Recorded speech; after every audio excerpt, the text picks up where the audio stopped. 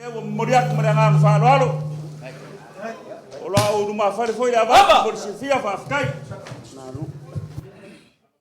Lauli. Asala va kila ifaf. Ola wa malamba yulu ngalufili. Leva ai ale kapuikea.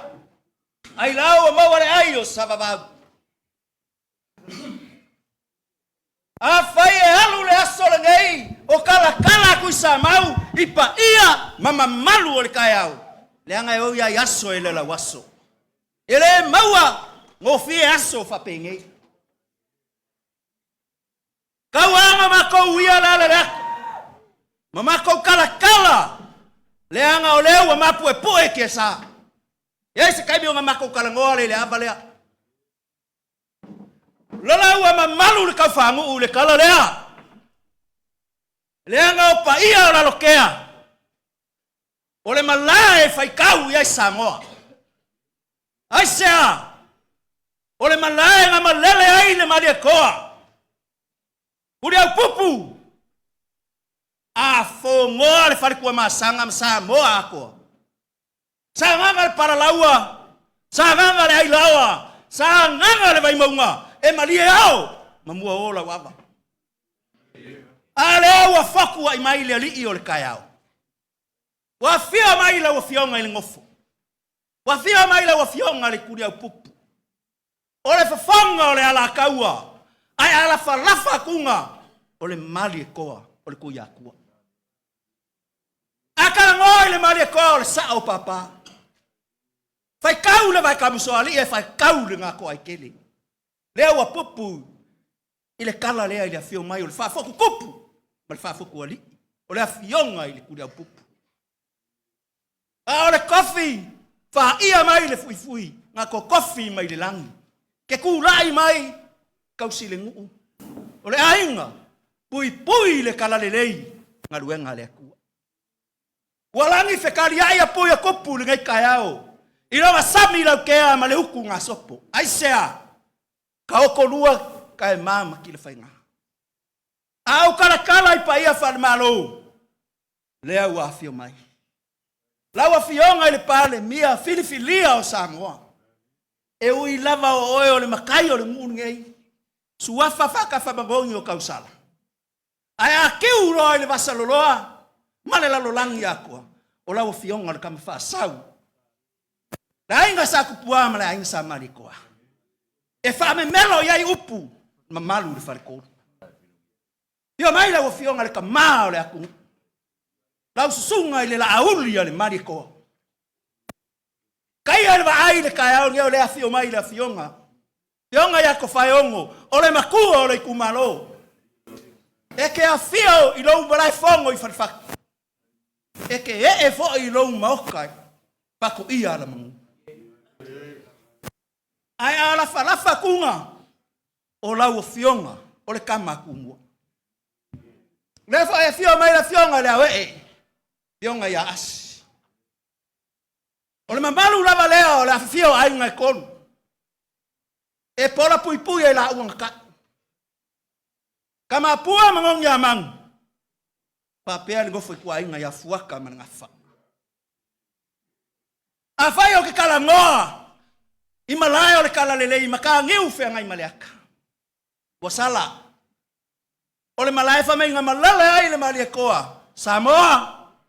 kawama pa ia mama malu le ku ai ole ama kau me uma ile akua male kala lele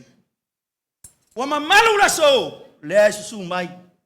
lau susu ngai le fa fe ngai nga kaulang lau susu ma fala ole kaulang so fua le ngai aku le popu man ngai ngu se me e alo ngu au e ku le fo le pule aonga polisi fa fe au ba lua Theological College. Ile naka ilea. Ole e mama susu mai.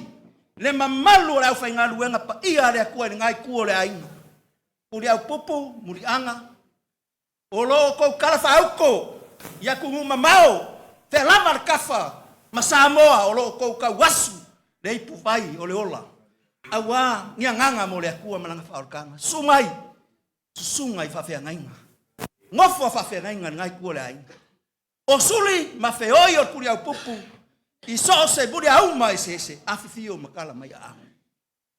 a fai e fa liu le la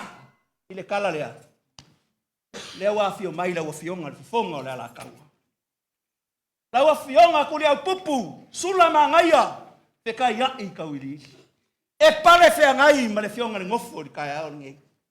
o luo kumu o kupu o le ngu ngai a fai o ke kalangoa i mamalu ma fa ka oko upo le fale vai maunga a fio ai ngai lua ai ngai lua fai kau ko fai ongo fai kau kuri au pupu ngafo a ko ma fonga fa o le vai maunga le fo ai fio mai le soli o kuri au pupu yonga ya farkangwa i fa pel fionga ya ka kapin mai a fio mai la o fionga ke yeli la o fionga finga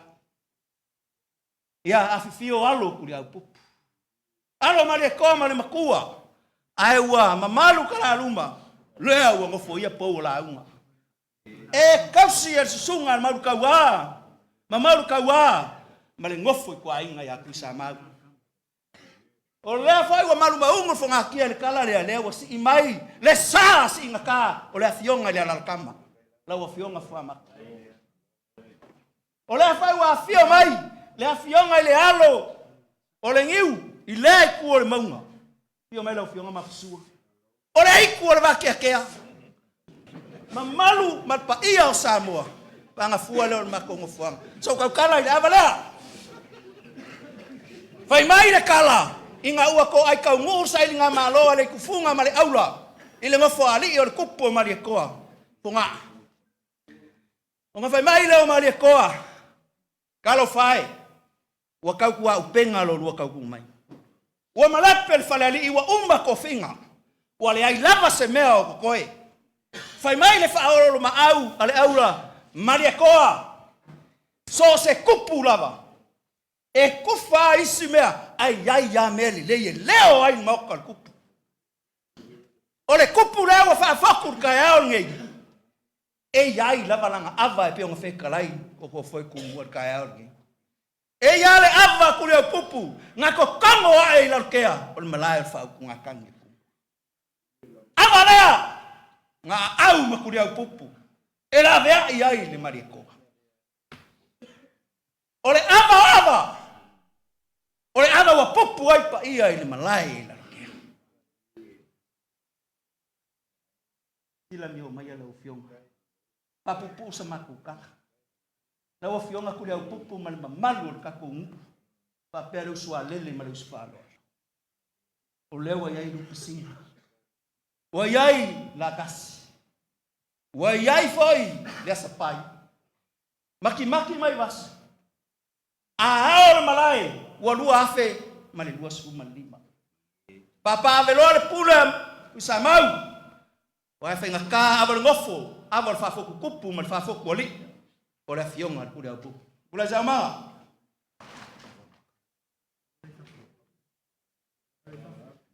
mela vaki passa lá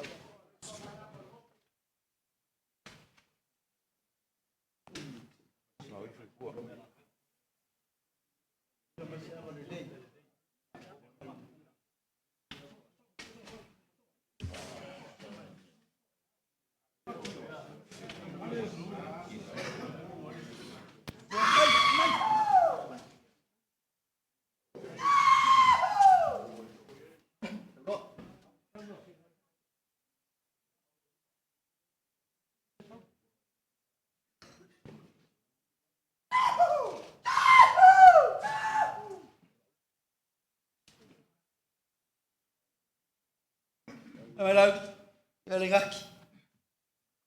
aba la fionga ngofo la fionga ku le pupu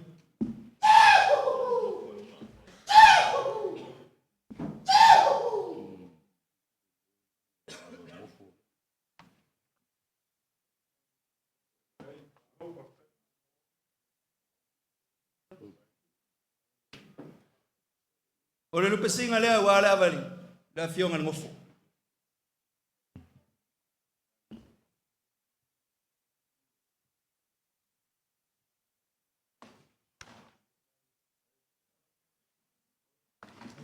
O le la kasi lea awala wale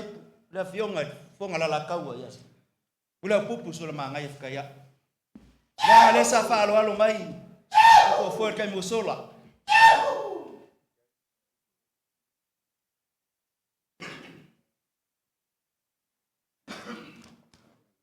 Avale le pu le fionga ya fa kama isio.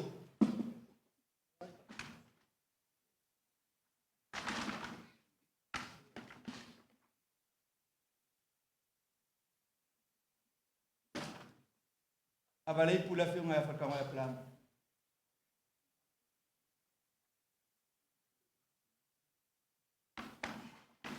Kala fionga le fionga le sori. Ko kapin mai.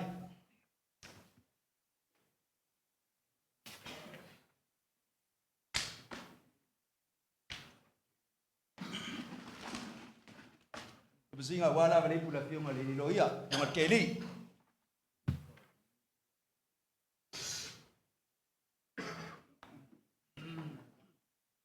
Avale le pu fionga la kamba. Awal malai pilo uam par po wivam pak kolo la fionga fa mak langa le fio mai le fionga kama le ku avale le pu wala fionga di pan dia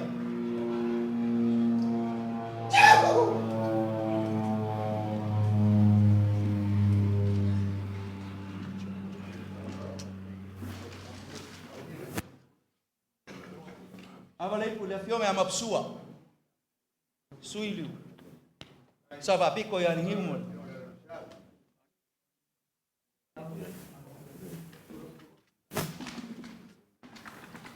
avalo le ipu le sunga fa fianga ya mafala ke lo se lo ma ko su e fa ko ako e lua pule a onga ma lua ngungei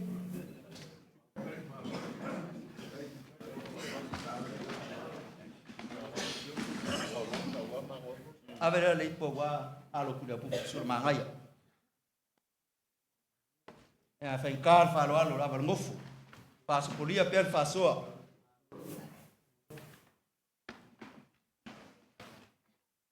solo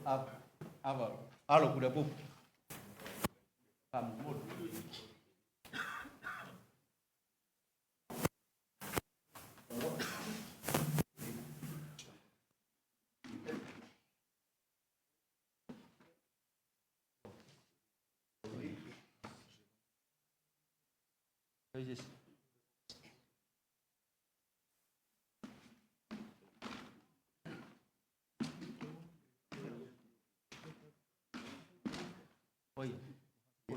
avalo le ipu rengat kumua markawa alfo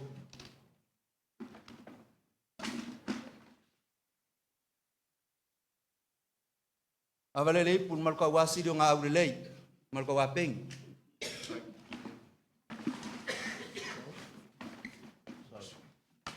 avalo le ipu wala fionga kofu pulungu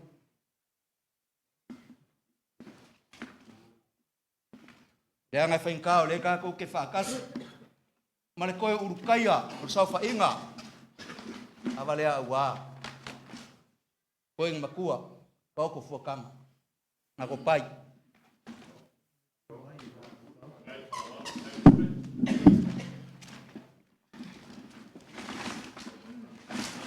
ya avale le si fo kama fa mon boli iroi va spodia a ya le nga le ka ko ke fa kas ele a kola uri ipe ale fongo kwa uku ya awali kala nga kwa uku le po le mu dai la uri aba ko koe ole mango fungofu ele ole wa pu man mau e umi ka mango le as fa kai